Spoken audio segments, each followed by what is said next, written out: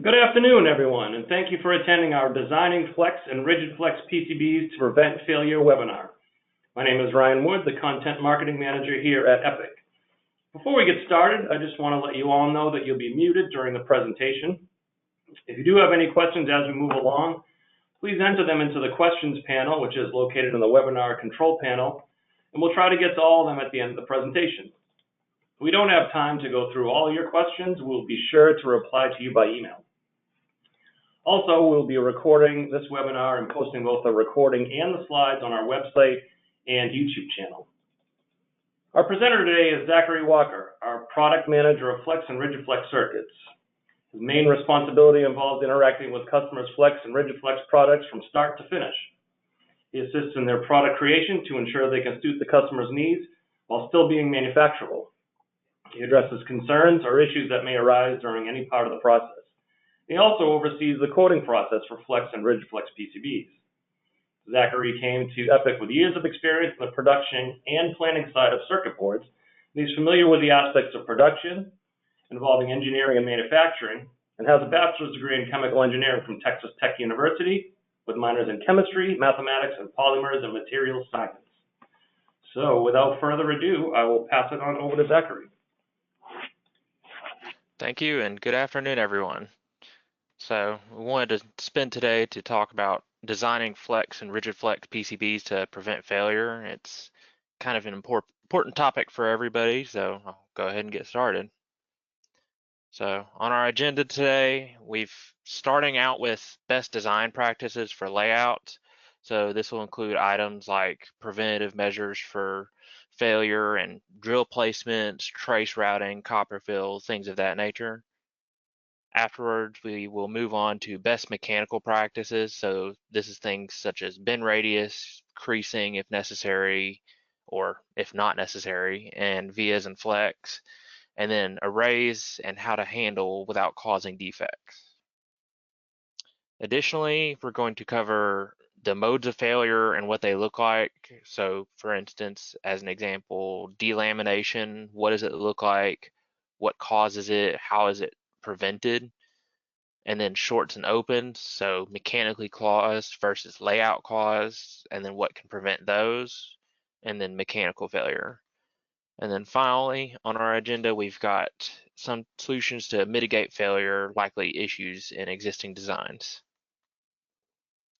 So to kind of start things off, we're going to define failure.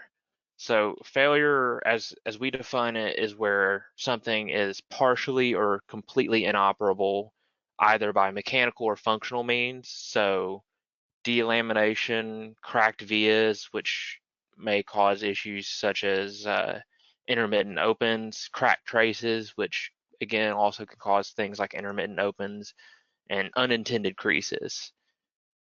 And ultimately, does it cost more to prevent failure? And it's not always a black and white straightforward answer.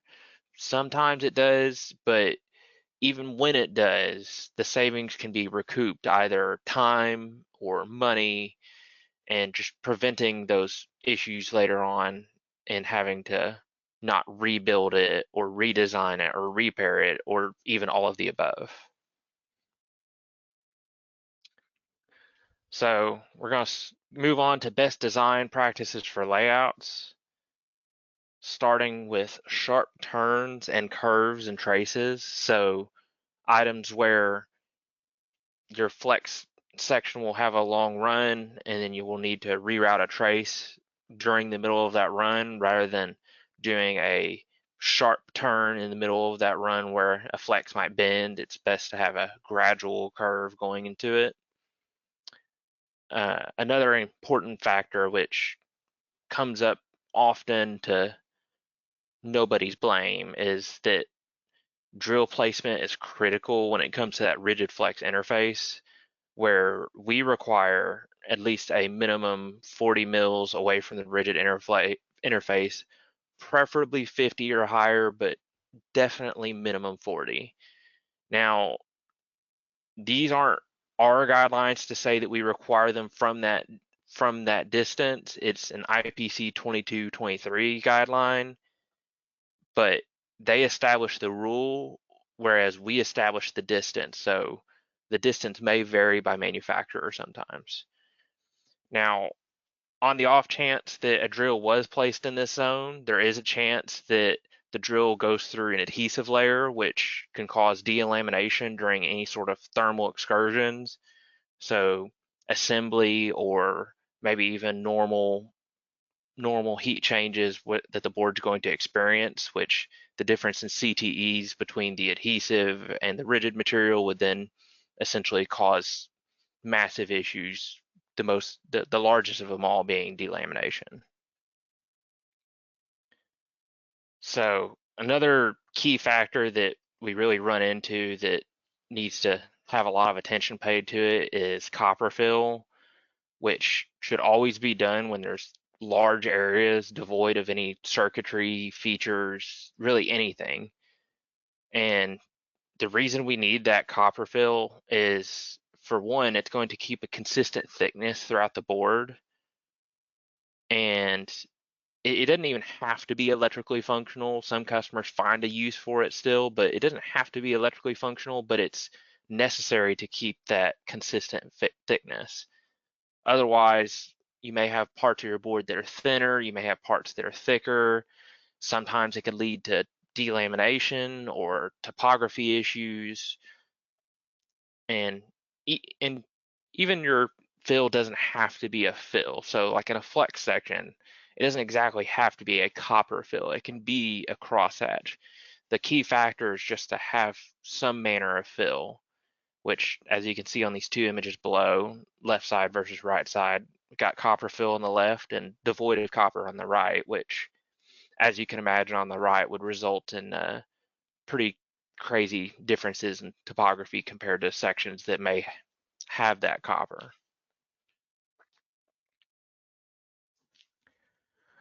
Another item is that, contrary to popular belief, unused or non-functional pads need to be left in designs. These pads are going to end up adding support to drill areas and can prevent hole collapse, but many programs will end up defaulting to either rigid production requirements already set in place, or maybe even their own requirements set in place, which may end up removing non-functional pads. But it is absolutely critical that those pads be left in, and if need be, we can add them back in, but we always strive to inform customers that they should be in from the very start, and to please don't note on your drawing don't to not allow us to add them back in, because we have to deviate at times like that and get a waiver. Now, another key design practice, so following a minimum line in space is good, but it's always better to go above it. In this case for us, it's ½ ounce. We recommend a 4 mil line, 4 mil space, 1 ounce, 5 mil line, 5 mil space, and then so on. So 2 ounce, 6 and 6. But ultimately, always better to go above the minimum. It stands for everything that we do, but especially with trace and space, above the minimum allows us more leeway and allows us to provide the best product we can to you. Now, moving on to best mechanical practices, and we're going to start with creasing or heavy bending. So this is critical, if only because creasing is a permanent bend. It cannot be undone without damaging a circuit. And essentially trying to undo it at that point will end up causing issues in the copper itself and cause potentially intermittent opens, if not just a full open, and can be just absolutely detrimental to design. Alternatively, it's not creasing, but going beyond minimum bend radius can have that similar effect, where copper is work hardened and then eventually broken. It's not maybe as immediate or as drastic, but it's just as critical to make sure that a minimum bend radius is adhered to, just like it shows in IPC 2223, and it's for the design's sake rather than just an arbitrary minimum. So another key section is to avoid bends against transition regions when possible, which transition regions being defined as those areas between the rigid and the flex section. Those regions at times will sometimes contain prepreg, whether it's through a small amount of flow out or something of that nature, and that prepreg can be at times razor sharp. And because of this, if a flex is bent and it is to move against that prepreg, it may end up damaging the flex region. It may cut it. It may dig into it, potentially worse. And for that reason, we recommend that if there's ever a time where bends have to go near a transition region, to go ahead and use strand relief. It'll allow that gradual bend, but it'll also prevent it from going too far towards that rigid area that may end up causing issues later down the road. Another item is to avoid routing critical vias through bend regions. And this is if only because the plating in vias is not suitable for bending. If they were to bend, it could cause issues with the vias, potentially break the via plating, and it end up causing an intermittent open. We know there's exceptions, so redundant vias or stitching vias that are done for something like shielding or grounding or something of that nature can sometimes exist in those regions. And while it's understood those can be there, it's just best to avoid critical vias in those regions. Redundant vias can take a broken via or two, but critical vias, it could be extremely detrimental if one or two is to break in a flex region. So some issues can end up stemming just from array handling alone. So unintentional bends occurring during assembly or handling.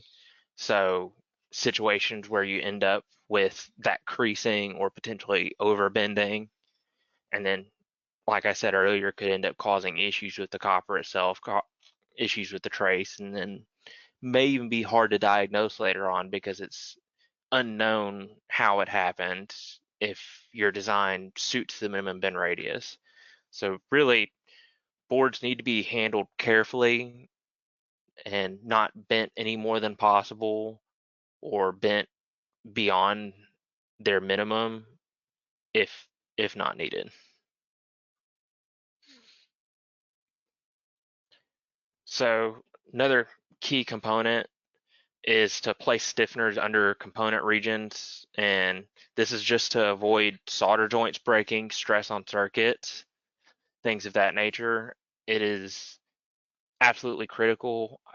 We understand sometimes there are times where it can't be done, where a stiffener perhaps can't be done for a thickness reason or something of that nature, but it is almost always critical and prudent to put a stiffener under a component, usually FR4 stiffener, but just some manner of rigidizing that section just to avoid the solder joints breaking or any stress on any of the components in that area.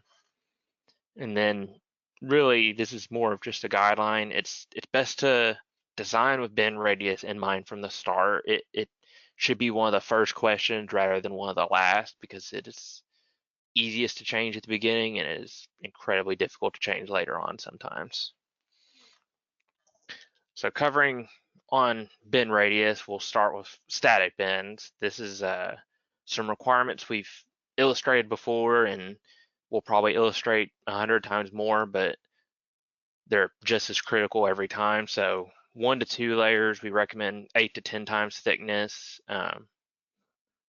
perhaps more if allowed, and then 3+ layers. So any multi-layer flex design, we're going to need 12 times or more the board thickness, and that is only for static because dynamic only covers in IPC 2223. It only covers 1 or 2 layer designs. And for those, it is 100 times the thickness. And then beyond that, it gets kind of tricky to start estimating minimum bend radius for multi-layer of dynamic bends. So it's always best to just reach out to us, and we'll assist to the best of our ability with finding that out. But as always, with this, with the traces, with everything, always allow more than the minimum to account for error. So if things are designed a certain way, they are not always perfect. They're not always ideal. And sometimes you need that little extra wiggle room to kind of work with if your assembly changes in some way. So now we're going to start covering the modes of failure and what they are and then what they look like. So starting with delamination, or as really anybody common with the industry will know is referred to just by short as delam.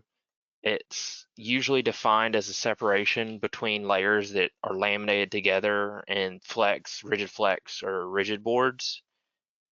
Now, it's with many modes of failure, it is not easy to diagnose. Sometimes it could be as simple as insufficient baking prior to assembly, but sometimes it's not as simple and it's resin starvation, or maybe a problem with the process itself, like insufficient copper preparation or mechanical stresses that the design undergoes during assembly or during final shaping into a housing. It's difficult to find a cause sometimes, but it's usually incredibly easy to identify. So as you can see on these images, it's some pretty classic examples of delamination. You've got a bubble that occurs that starts to show usually from something like moisture or some encapsulation of moisture that's trying to escape um, after assembly, perhaps if it wasn't pre-baked or something of that nature. And like I said, it'll show up as a bubble. It's unsightly, and ultimately it's incredibly detrimental to a design. So prevention can sometimes be simple. Sometimes it is just that pre-bake immediately before thermal excursions, reduce that moisture in there. Sometimes it is just as simple as just add a copper fill and now we're good. But ultimately, it always falls back on listening to your PCB manufacturer's guidelines. We will usually be able to guide you towards ways that can prevent catastrophic issues such as this. Sometimes it's increasing prepreg, or sometimes it's changing thickness, sometimes it's just design layout changes, but we will be able to help kind of guide towards these things and to help prevent this. So don't always worry, and sometimes we'll be able to help. So for modes of failure, for shorts and opens, these are common in the industry, and that's just because there are so many ways these things can happen. It, if I was to try to list every way that a short or open can occur, it probably would take up more of this PowerPoint, and it'd probably go beyond this PowerPoint even. But usually there's some key things you can do to kind of prevent those, and it's easier to prevent shorts and opens than one might think. So for shorts, it's just best to follow those minimum spacing requirements. And then, like I said before, even go beyond them if you're allowed on your design. And opens are somewhat similar, where you're following that minimum line width, but I know sometimes they occur mechanically. So that kind of falls back on the previous points to follow minimum bend radius requirements, to follow our trace widths as best as we can. and to ensure portions of the board are handled properly, that they aren't mishandled in ways that can cause those opens to happen or to occur in areas where it would be, like I said, incredibly detrimental to a board. So to show a quick example of both, now the left side, these are opens that I couldn't find a source on the reason why. I believe it was a plating issue that was caught by production, but just to show as an example of what it can look like and how even small an open can be, where it's not maybe as evident as the one on the right side with the shorts. And so sometimes opens can be very hard to diagnose for that reason, but it is good to at least know two ways that either of these can occur. But like I said previously, the number of ways that shorts and opens can occur and can be buried within a board can be numerous, and it's just best to follow minimum guidelines. Our guidelines will help to reduce these to almost a near 0% chance of ever happening. So for mechanical failures, these are kind of diverse. If anything can occur as a failure in a mechanical way, they'll usually fall into a few different categories. So creasing, broken traces, tearing, cuts, things of that nature. So like I was saying earlier, where if a board is moved against prepreg, it could potentially cut it, or even in the absolute worst case, tear it. Or if a board is overbent, it can cause that broken trace. And it's, like I said, difficult to identify these failures because they can be so diverse and they can be really hard to plan for, but ultimately that ends up just falling back on, most of the time, proper handling and mechanical design, which we can assist with at any step of your design. So will planning for failure cost more? And as I said at the beginning, sometimes. Not every time, but sometimes. Sometimes the changes are as small as moving a via or curving traces. Maybe it can be intensive. Sometimes your minimum bend radius ends up constituting a redesign of a housing or of an assembly. So ultimately, the best idea is to involve us at the very beginning. The earlier we can get involved, the better, because we like to look at a design to help make sure these designs are done in such a way as to avoid these headaches and avoid these issues later on. And that way, you can just go ahead and order the board, go without issue, and hopefully see you for the next order rather than seeing you for any potential issues that you may need help addressing. So, in closing, problems are really kind of inevitable. Flex and rigid flex designs are going to be more complicated than almost every rigid board, with some exceptions. So this complexity does kind of lean toward more problems, but it can be costly to prevent these failure mechanisms. But we have this expertise and flex and rigid flex designs, and so we can help with these complex designs and to help you understand them so that less time is ultimately lost. And sometimes, if need be, only a fraction of the cost is eaten instead of having to rebuild or redo entire designs and housings. And as I said before, given the nature of mechanical and layout changes, it's always best to include our team. And from the start, a redesign early is always better than a remake later.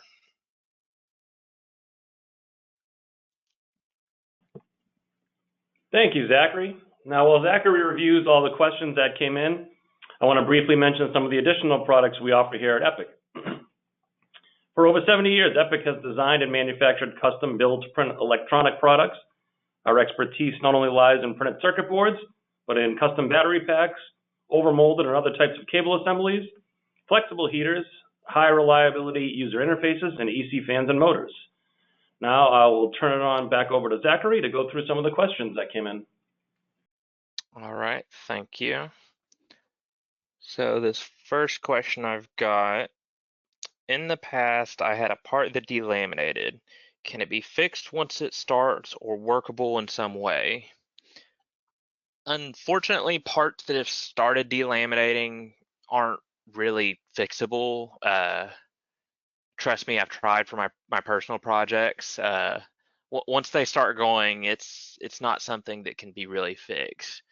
But sometimes the delamination can be stopped, but you still run a risk later on that the delamination continues and perhaps gets worse even.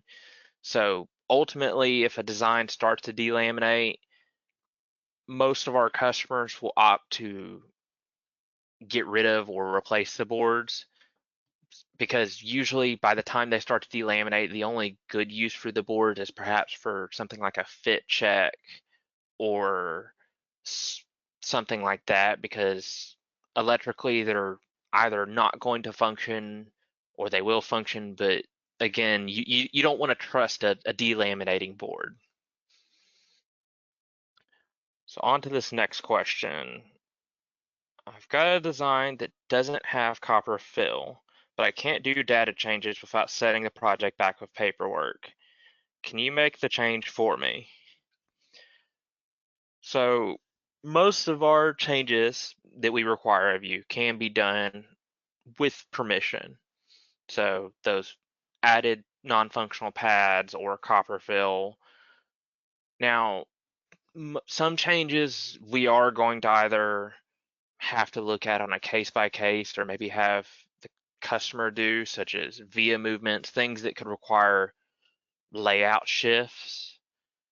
But ultimately, some things like copper fill, line width changes to a small degree, or things like that can be done by us. But again, it's kind of case by case. So I don't want to make a promise one way or another on that. We can advise on it and we can inform you if you have those issues in the design, whether or not we can change them or if we believe it's best for you to do so. This next question, what does IPC 2223 cover? So IPC 2223 is the design standard for flex and rigid flex. It's kind of the guideline on designs that was put out by IPC. It's going to cover things like cover lay requirements, just via placements like we mentioned earlier, notation issues or notations on copper, things of that nature. In a way, 6013 is the builder's handbook, but IPC 2223 is the designer's handbook. So this next one, my assembly doesn't allow for a bin radius to the numbers you listed. Is there any way to get around it? So the best way to kind of fix bin radius when allowed by a design is to just ultimately reduce that flex thickness, so that way you can get your bin radius down to what you need it to be. This can be done, cutting copper weights down, reducing dielectric thicknesses, things like that. If you're unsure if it can be done, or if you're unsure because your design has to function a certain way, then it's always best to just kind of reach out to us, because we will be able to help with that design to assist and find ways where maybe we can help reduce that minimum bin radius and get it to where it can suit your design. And unfortunately, I believe that is all the time I have questions for right now. So wanted to thank everybody for joining us today. And if you have any more questions, you can feel free to reach out to us and we'll be sure to respond to you in a timely manner.